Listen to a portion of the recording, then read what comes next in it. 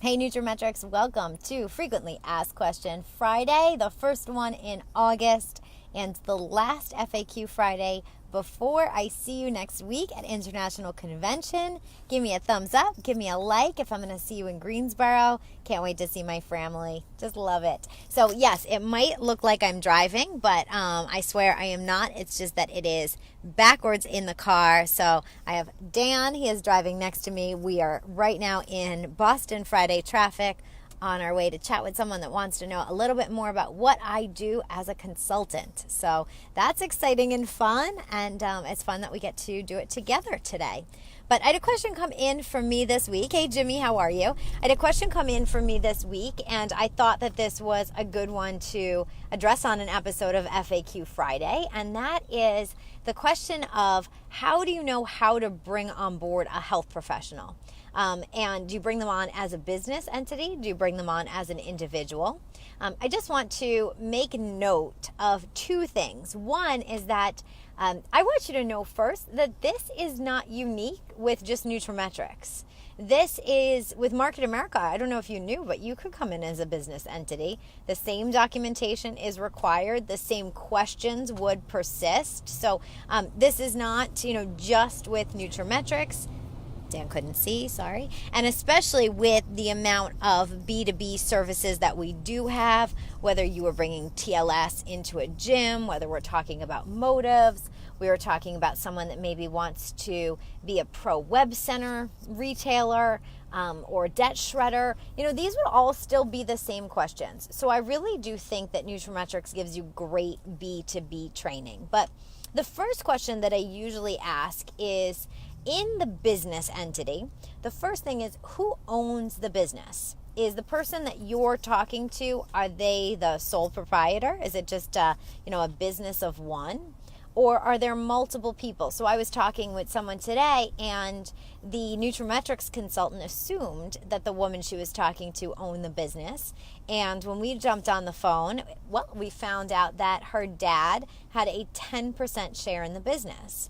And so, does her dad want to be a part of this business? Is this something, do they want to split profits? That they are family, but what if they weren't family? What if they were just business partners? The checks are then going to be issued to the business, not to the individual. So I'll give you an example.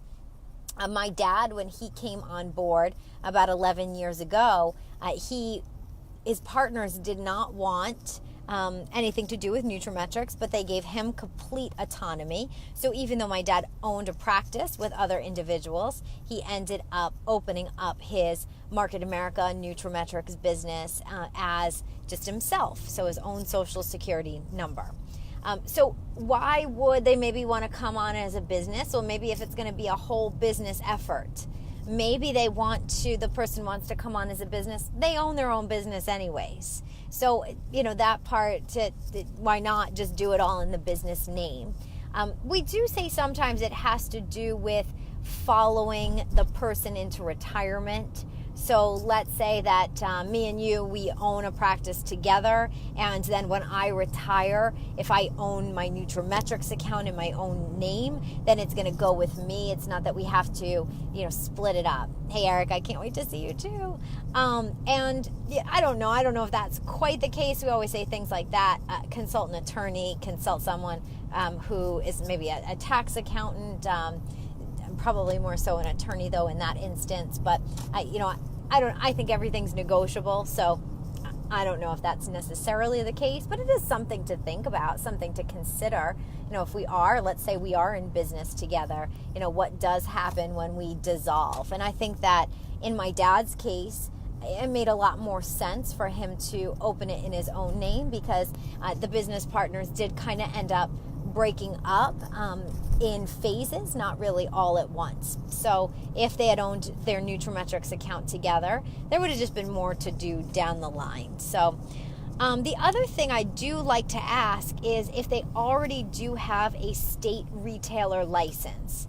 So do they already have a license on file with their state in order for them to be able to collect and submit state taxes? And why is this an important question? Because if that's something that they want to keep on file, with Market America, nutraMetrix, the name that is on their state retailer license must match their distributor name. So let me give you an example of where I did it wrong. And I'll give you guys this advice. I've done everything wrong. I still think I'm successful. I was talking to someone in the mental health field today, and she said, that's exactly what I tell my patients, is that the more obstacles that you come up against, it just means that you're continuing to grow. So I have yet to onboard someone without a glitch. That's why I always recommend to you guys to do it while Market America offices are open so they can help. But so one of my health professionals, she opened in her own name and her state retailer license was in her business name. So as of right now, she just has Market America collect and submit the taxes. But if she wanted to put the state license on file, we could do a name change. I think it's a $30 fee in order to do that. Not a big deal. Or she could go ahead and get another state retailer license. I don't think that they're that expensive to get, nor that hard. And did you know that with your own state, you don't have to be a business. You could go and apply and get your own state retailer license and put that on file with Market America and sign their Market America sales tax agreement form, which means you will collect all of your own sales taxes and send them to the state as per, law of when you need to file those taxes and send them in. I think it's quarterly. So I just have the company do it for me. I'm happy to pay the extra 2% admin fee. But it might make sense, especially for a clinic that sells other products. It's all part of their booking system. Someone does that for them anyways.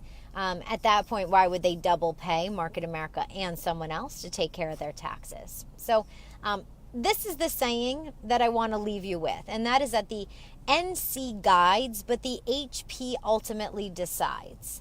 So these are all really great questions to ask. Things like, are you a business entity, or do you just file your taxes? I mean, I know plenty of people that they are a practitioner. For instance, I went to just go see a massage therapist yesterday in preparing for my trip.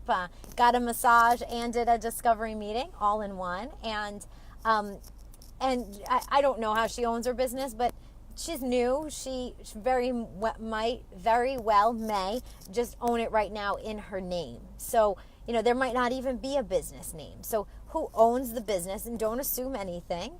And then ask, is this something that you're all going to do together? Is this something that you want to do, just yourself? And then I always ask if they currently have a state tax reseller license. I think that's what it's called.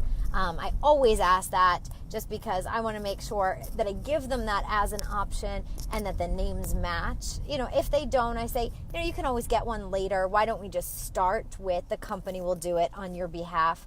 I always try to simplify things from the beginning. So I don't know if you guys have any questions. If you do, I will stick around on this thread, and then I'll check back after my meeting and answer any questions down below in the comments. But if you have, Renee, the very important things off to finalize a gala dress. Priorities, right? We have very big priorities. The nutraMetrix gals, right? I can't wait to see you and squeeze you, Renee. But if you have a question that you want featured in an upcoming episode of Frequently Asked Question Friday, just send an email to nutraMetrix@nutrametrix.com with the subject line FAQ Friday, and we'll be sure to feature your question in an upcoming episode.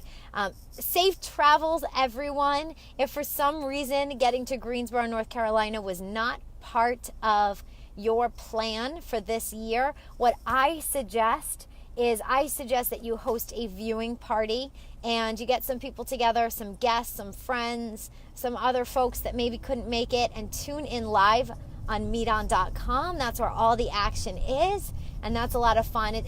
Nothing takes the place of coming live in person, but it is always nice to make sure you're getting the information because things do tend to change. All right, signing off. This is your Director of Sales, Sarah Tugender, and I'll see you all next week.